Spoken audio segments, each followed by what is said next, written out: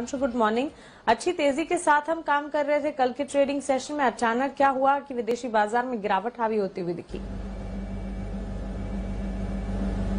बिल्कुल। और good morning Mansi, हम देख भी रहे थे कि कल अमेरिकी बाजारों की भी अच्छी शुरुआत हुई, पर उसके बाद गिरावट आती हुई दिखी, जिसकी वजह से इस समय पूरे के पूरे ग्लोबल मार्केट सेटअप में आप लाल निशान देख रहे हैं। भारी गिरावट हो रही है जहां तक SGX निफ्टी का सवाल है। साथ ही एशिया के बाजारों की भी काफी कमजोर शुरुआत हो रही है। जापान 2.5% इस समय फिसलते हुए आपको दिख रहा है। हालांकि डाउ फ्यूचर्स पर अगर आप नजर डालेंगे तो वहां पर ज्यादा गिरावट नहीं है, सिर्फ 60-70 पॉइंट्स नीचे है। बट कल ऑफकोर्स मार्केट एक्शन काफी वॉलेटाइल रहा जहां तक अमेरिकी बाजारों का सवाल है। शुरुआत अच्छी हुई, जैसे मैं कह रहा था, ओपनिंग पर नए रिकॉर्ड्स डाउ पर लगते हुए दिखे। पहली बार 35,000 के पार भी आपको डाउ जाते हुए दिखा, पर फिर ऊंचाई से 350 अंक फिसल कर दिन के निचले स्तर पर डाउ बंद हुआ।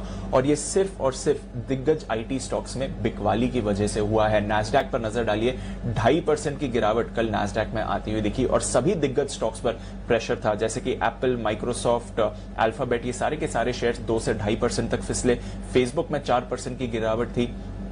Amazon और Netflix में 3% से ज्यादा की गिरावट आपको आती हुई दिखी और वहीं टेस्ला का शेयर लगभग 6.5% टूटा है। तो इन सभी दिग्गज IT शेयर्स में बिकवाली की वजह से कल अमेरिकी बाजारों का मूड माहौल बिगड़ते हुए दिखा है। चिंता क्या हो रही है? आगे इन्फ्लेशन बढ़ने की इस समय चिंता आपको आती हुई दिख रही है। जिस तरह से अच्छा इकोनॉमिक डेटा आ रहा है यूएस से, जो इन्फ्लेशन एक्सपेक्टेशंस हैं यूएस में इस समय, वो लगभग 8 साल की ऊंचाई पर आती हुई दिख रही हैं। इसके साथ ही हमने देखा कि IT में कुछ दिग्गज स्टॉक्स की वैल्यूएशन पर अब इन्वेस्टर सवाल उठा रहे हैं, बल्कि सिटी ने तो अल्फाबेट और फेसबुक दोनों कल डाउनग्रेड भी किया, तो इसकी वजह से भी चिंता बढ़ती हुई दिखी।